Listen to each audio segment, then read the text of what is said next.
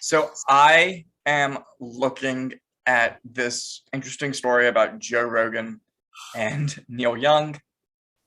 So the interesting thing is Neil Young has now threatened to pull his songs off Spotify over Joe Rogan being allowed to spout medical misinformation.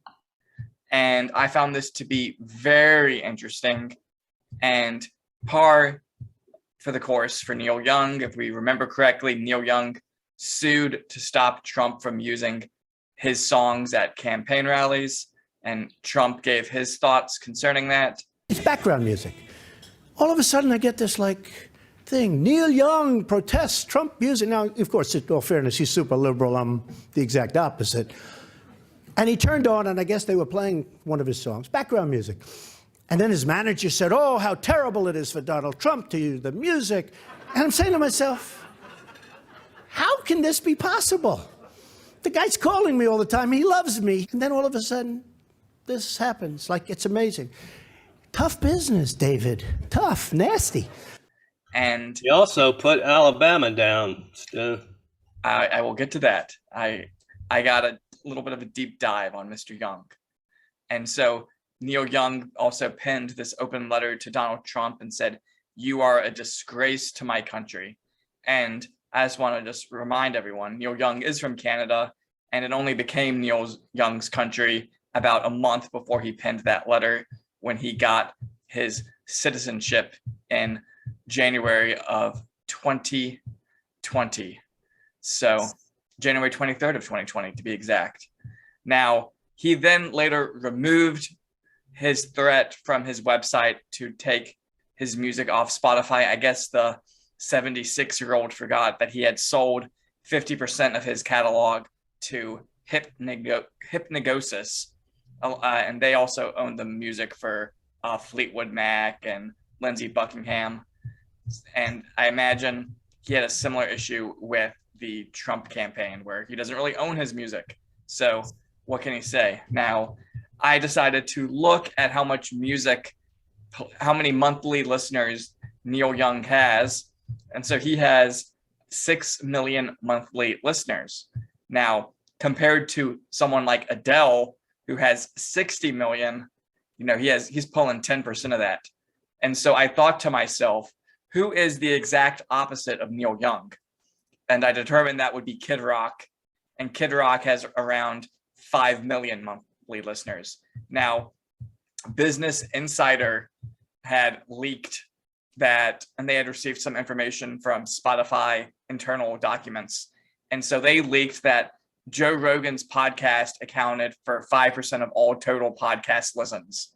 So considering there's so many podcasts out there, when someone is listening to a podcast, 5% of the time they're listening to Joe Rogan.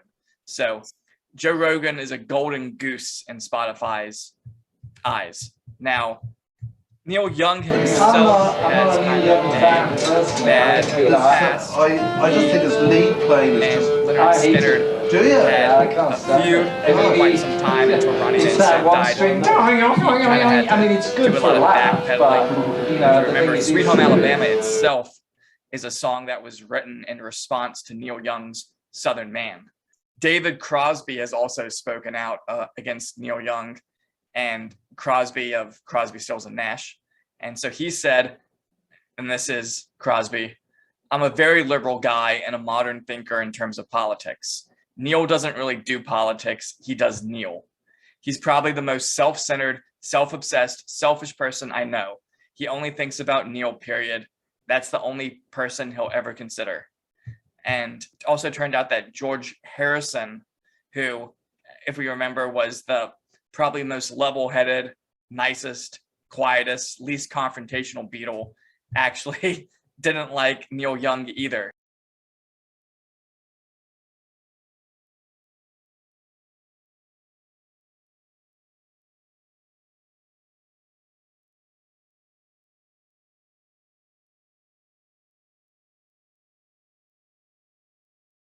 So I found all of this to be very interesting and very kind of melodramatic for Neil Young to even think that he's going to try to take out Joe Rogan. So Well, Yes. the ridiculousness of it is, one, he's coming from a place of ignorance, but why shouldn't Joe Rogan be allowed to have a show?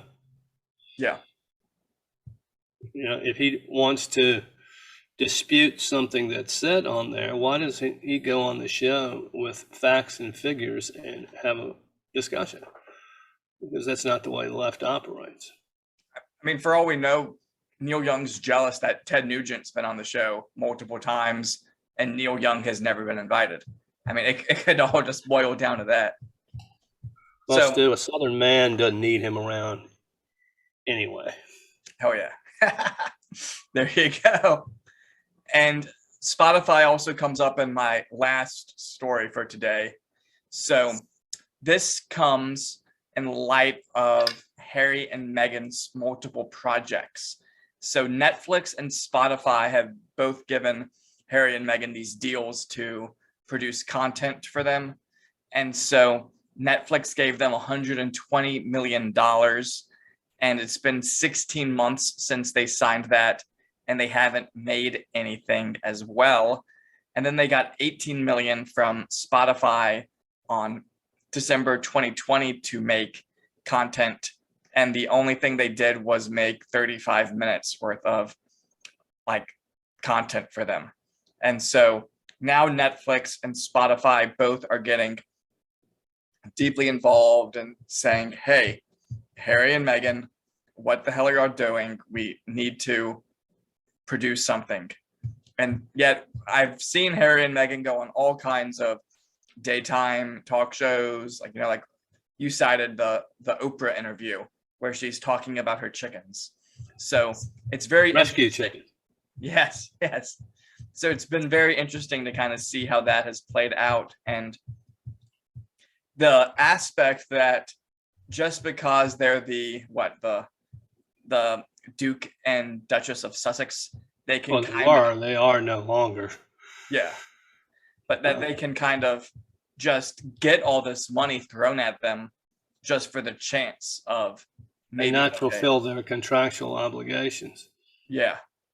If I was Netflix, I'd ask for the money back. First of all, I wouldn't have ever awarded them. All money like that should be based on performance. Yeah. Dumbasses. But I mean, we could have this giant meltdown on our hands when these companies come after them. And what really do the assets of this couple really look like? I'm sure she has all of her TV money, but if he's been cut off by the crown and the government of England and Scotland is not willing to provide him with Secret Service, he might really not have anything to his name. You wonder how fast they burn through the money they get, because they act like little children. So yeah, so very, very interesting. And then one just last quick thing. So one of the witnesses at the scene of the CDC lab monkey crash has now developed symptoms. So she has pink eye, flu, and all that good stuff. So it's just bizarre, Stu. It's like a sci-fi movie. Yeah, absolutely. So that's all I got for you today. All right, Stu. Well, thank you. By the way, I saw a video of Anthony Fauci like in the mid 80s. What a frigging nerd. Gives you some insight as to his background and perhaps how he has been captured by the Washington establishment. But he looked like some figure out of a comic book. Anyway. All right, Stu. Right on. I'll catch you later. All right. See ya. Give him hell. I shall. You tell him I'm coming, and hell's coming with me, you hear? Hell's coming with me!